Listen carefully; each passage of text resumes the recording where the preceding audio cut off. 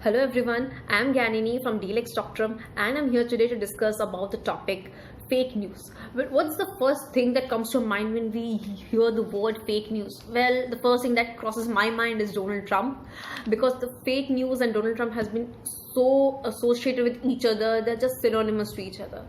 Well, that's what the media used to say back then in 2017. But what is the actual meaning of fake news? The actual meaning of fake news is a deliberate disinformation or a hoax, a gossip or a rumor which is transmitted to traditional news outlets, media outlets, or through social media platforms like Facebook, Twitter, WhatsApp, Instagram, and lots more. The term fake news is so much popularized with Donald Trump that we tend to think that it's him who actually invented the term, but it's not him. It has been way back used in the 19th century when the newspapers and magazines used to call out on each other during that time, stating that the other newspapers and magazines were just publishing the fake news and they were the ones who were publishing the original news. Well, though we can say that Donald Trump did popularize the term, but we can't say that he invented the term, right? So, जब हमें कोई news मिलती है तो हम पहले क्या करते हैं? पहले हम उसे पढ़ते हैं और फिर उसके बाद डायरेक्ट उसको शेयर कर लेते हैं सोशल मीडिया प्लेटफॉर्म्स में, जैसे कि Instagram, Facebook, WhatsApp, direct messages में हो या फिर स्टेटस में हो या फिर स्टोरी में हो या फिर पोस्ट में हो. मतलब हम लोग वो नहीं चेक करते कि वो सोर्स ठीक है या गलत, वो न्यूज़ सही है या गलत. हम लोग कुछ चेक नहीं करते, बस हम लोग को एक न्यूज़ मिले तो हम लोग ने उनसे फॉरवर्ड कर दिया. तो अगर हम लोग ऐसा करेंगे तो वो फेक न्यूज़ प्रोपेगेंडा नहीं होगा. हम सभी लोगों का कर्तव्य है कि हम लोग वो न्यूज़ को परखे, जाने और गूगल बाबा पे जाके ना सर्च करें कि वो सही है या गलत. अगर गूगल बाबा ने सही बोल दिया तो फिर ठीक है, आपने गूगल में वेरीफाइड सोर्स से आपने देखा कि वो न्यूज़ सच है, उसके बाद आपने शेयर किया, तो I guess that's not an issue at all. But फिर आता है हम लोगों का सिविक ड्यूटी. हम लोग बहुत लोग ये सोचते हैं कि अगर हमारे पास कोई न्यूज़ आता है तो हम लोग का वो ना एक सिविक ड्यूटी है, वो हम लोग का कर्तव्य है कि हम लोग वो मास को पहुंचाए, वो सोसाइटी को पहुंचाए, वो हमारे सारे फ्रेंड्स, रिलेटिव सब लोग को पहुंचे वो न्यूज़. पर हम लोग ये पहुंचाते पहुंचाते ये भूल जाते हैं कि वो न्यूज़ जो हमें मिली है वो सही है या गलत. हम लोग वो परखना भूल जाते हैं. फिर आता है हम लोग का आइडियाज एंड व्यूज. लाइक जैसे guys, like okay fine, I get an article on WhatsApp which says ki this political party did that and that and that that and those all things just match my views. मेरे ideas और views, वो view point सब लोग उस political party से match करते हैं. तो फिर मैं क्या करती हूँ, मैं बिना कुछ और जाने परखे कि वो सही है या गलत, मैं उसे फॉरवर्ड कर लेता हूँ. लाइक हुई ना वो मेरी गलती. अब सब लोग की गलती हो सकती है वैसे भी. जैसे हम लोग like you know what, we always get carried away with our political views, with our political ideas and ideology. Forget about political, we even get carried away with some ideas which we know are just like good for the society or something like that. And अगर वो हमारे पास आता है तो हम लोग वो पढ़ के हम लोग ऐसे सोचते हैं कि oh my god, this is so much into, like I'm so much into this thing, I should just forward it to the others so that other people can know about it also. वैसे थोड़ी fake, वैसे ही तो fake news propaganda होता है. फिर आता है हम लोगों का ट्रस्ट फैक्टर. ट्रस्ट फैक्टर आप सब बोल सकते हैं कि फेक न्यूज़ और ट्रस्ट फैक्टर में क्या कनेक्शन है. वेल आप देखिए, अगर मैं अपने मामा जी को पूरा ट्रस्ट करता हूँ और मेरे मामा जी ने ना जो भी मैसेज भेजा तो मैं सोचता हूँ अरे मामा जी ने भेजा तो फिर सही है तो सही है, तो फिर मैं ना बिना जाने बिना परखे मैं उसे फॉरवर्ड कर लेता हूँ. बस आप लोगों के साथ भी हुआ होगा. आप अपने दोस्तों के साथ बहुत ट्रस्ट करते हैं, बहुत भरोसे करते हैं उनके ऊपर, तो वो लोग जो न्यूज़ भेजते हैं आपको, आप सोचते हैं कि वही सही न्यूज़ है और आप उसे फॉरवर्ड कर लेते हैं. बट आप ये नहीं सोचते कि वो न्यूज़ जो उन्होंने फॉरवर्ड की है वो उन्होंने वो वेरीफाई किया है ना नहीं. आप पूछते हैं उनसे क्या ये सच में ये हुआ है. वो बोलता कि नहीं भाई मेरे को नहीं पता ये सच में हुआ है नहीं है, नहीं बहन मेरे को नहीं पता ये सच में हुआ है नहीं है. तो फिर आप उसे भी बोल सकते हैं ना कि अरे भाई तेरे को पता नहीं है ये सही है या गलत, तो फिर मेरे को क्यों भेज रहा है, पहले खुद चेक कर ले उसके बाद मेरे को भेज ले. क्या सही कहा ना मैं. तो वैसे ही जैसे आप लोगों को कोई न्यूज़ मिलती है तो आप प्लीज़ ना उसे चेक कर लीजिए, थोड़ा वेरीफाई कर लीजिए, फिर जाके उसे कहीं पर भी फॉरवर्ड कीजिए. उसमें हम लोग क्या प्रॉब्लम है या फिर सोसाइटी को क्या प्रॉब्लम है, किसी को कोई प्रॉब्लम नहीं होगा.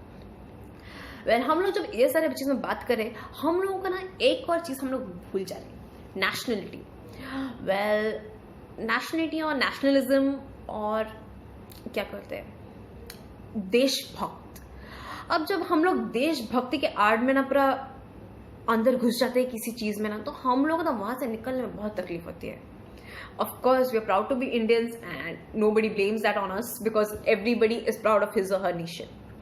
But the fact ये यहाँ पर ये है कि हम लोग ना, हमको जैसे न्यूज़ मिलता है कि हमारा देश में ना ये हो रहा है, और आप ये मैसेज हमको दूसरे और किसी 10-15 लोगों को फॉरवर्ड करोगे तो देश को इतना पैसा जाएगा। अरे भाई, वो सब कंपनी के फ्रॉड स्कीम्स होते हैं, वो लोग स्कैम्स होते हैं, वैसे कुछ नहीं होता है। कहीं पर आपको व्हाट्सएप में मैसेज मिलता है कि आप लोग अगर ये शेयर करोगे तो आपको ना पैसा, आप ना अपने देश के वो फंड में पैसा डाल रहे हो। ऐसा कभी होता है क्या सच में? आप पैसा ना दिए वो पैसा डाल देते हैं वहां पर? ऐसा कभी हो सकता है? और ऐसा होता तो फिर लिटरेसी रेट इतनी कैसे होती है, और फिर गरीबों को खाना पीना तो सब लोग को मिलता होगा, गरीबों तो अमीर लोग हो जाते। फिर वैसा क्यों नहीं हो रहा? सड़कें भी तो बन जाती, कुएं खोद जाते, कुछ तो नहीं हो रहा है। तो गाइज, अगर हम लोग देशभक्ति के आड़ में आकर हम लोग ऐसा ही कदम ले तो हमारा देश भक्ति वो तो नहीं है, वो लोग हम लोग देश को डुबा रहे हैं।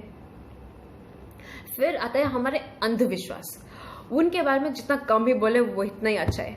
आप ये मैसेज को 10-15 लोगों को फॉरवर्ड कीजिए, आपका दिन शुभ जाएगा, आपका दिन लकी जाएगा, आपको आज 1 लाख रुपए मिल जाएगा।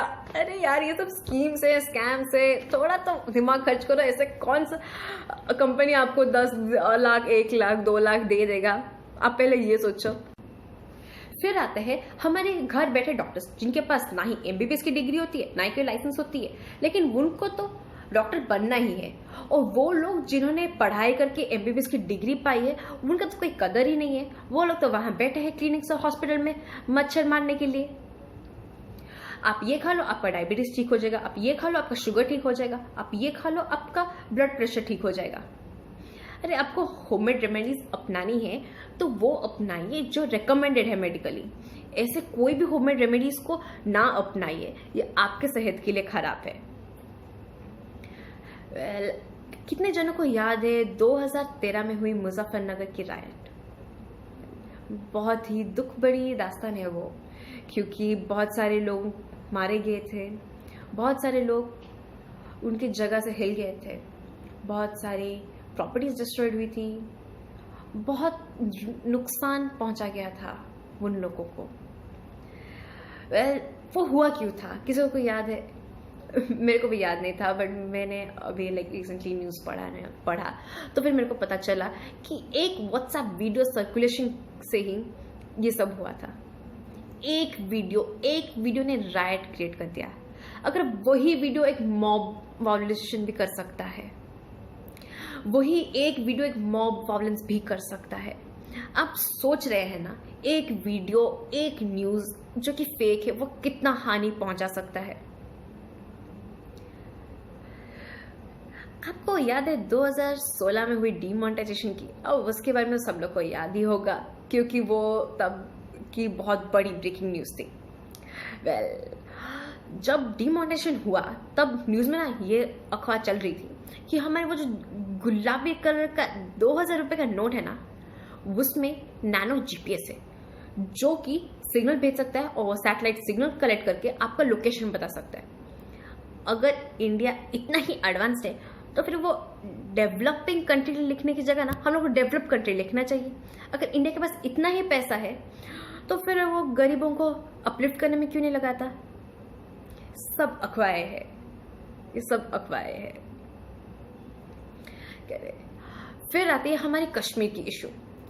सीरिया और इजराइल के पिक्स लाकर बोला जा रहा है कि ये कश्मीर का इशू है, ये कश्मीर का स्टेट है, कश्मीर में ऐसे घर बिखरे हुए हैं, कश्मीर में ऐसा हुआ है, कश्मीर में वैसा हुआ है।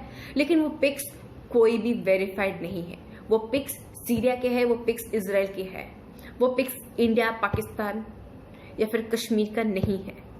लेकिन नहीं, हम लोगों को खाली न्यूज़ शेयर करना है कि हाँ कश्मीर में ऐसा हो रहा है, हम लोगों को तो प्रोटेस्ट करना है कि कश्मीर में ऐसा हो रहा है, तो हम लोग तो वो भेजेंगे ही भेजेंगे।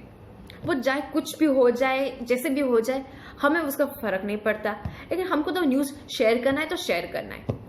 अब बोलिए, ये फेक न्यूज़ नहीं है तो क्या है? ये फेक न्यूज़ हानि नहीं पहुंचाता देश को, ये फेक न्यूज़ आपको हानि नहीं पहुंचाता? अगर आप खुद एक फेक न्यूज़ फॉरवर्ड करते हैं और कोई और आपको बोलता है कि ये फेक न्यूज़ है, तो आप उस इंसान के सामने क्या जाते हैं? झुटलाए जाते हो। आप उस इंसान के सामने जाने चाहते हो कि ये इंसान ट्रस्टवर्दी नहीं है, ये इंसान वेरीफाई ना करके मेरे को मैसेज भेज रहा है, और मैं अगर इसके बाद में भरोसा करके फ्यूचर में कुछ डिसीजंस लूँ या फिर फ्यूचर में कुछ न्यूज़ को बिलीव कर लूँ, तो नहीं, वो मैं नहीं कर सकती। क्यों नहीं कर सकती? क्योंकि ये एक फेक न्यूज़ है। इसलिए आपकी क्रेडिबिलिटी, सोच रहे हैं आप ना, आप झुटलाए जा रहे हैं, मत झुटलाए जाइए।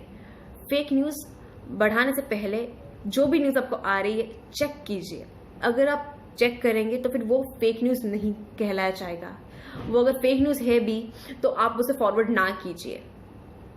ध्यान रखिए सब लोग। अब तो मैं तो एक लॉ स्टूडेंट हूँ, अगर मैंने एक लीगल पॉइंट पे टच नहीं किया तो फिर क्या मजा आएगा। So the Singapore government recently criminalized fake news by passing a law known as the POFMA law. It authorizes the government to take down any such posts, videos, news circulation which is going to harm the general public. It doesn't bar the freedom to speech, but it does take into view the public interest. So, don't you think India should also be making a law to criminalize fake news? Well, according to my view, India should take into account this precedent set by the Singapore government to criminalize fake news. But it should keep in mind the right to privacy, which is under Article 21 of the Constitution, and it should also take into account the safeguarding of the press, and it should also take into account that all the fundamental rights of an individual are taken care of and pass the law according to the procedures. So, as the Economic Times stated that coronavirus is a pandemic, that COVID is a pandemic, and there is an even bigger pandemic than that, and that is the fake news. Well, I sum up it in that way, that if corona is a real virus and it's a real pandemic, that COVID is a real pandemic, then definitely fake news is a real pandemic. So here I am signing off. Thank you. Do like, do share, and do subscribe.